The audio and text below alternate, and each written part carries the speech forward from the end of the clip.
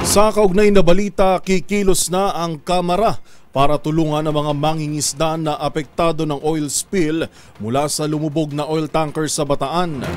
Ayon pa kay House Speaker Ferdinand Martin Romualdez, nakikipagtulungan na sila sa Department of Social Welfare and Development o DSWD para magkasa ng relief operations sa mga apektadong mangingisda.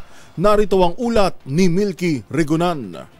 Pinagkilos na ng Kamara ang mga kongresista sa mga lalawigang apektado ng oil spill sanhi ng paglubog ng MT Terra Nova na may sakay na 1.4 million industrial fuel oil.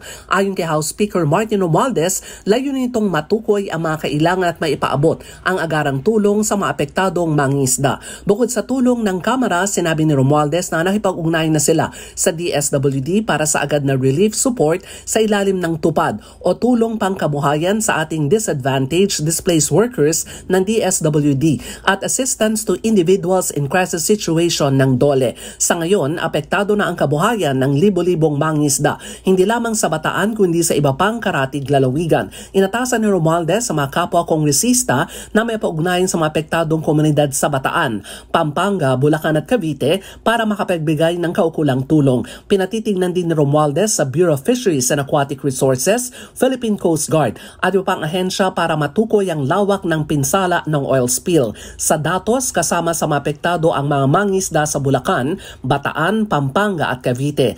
Para sa MBC TV Network News, ako si Milky Regunan, una sa Pilipinas, una sa Pilipino.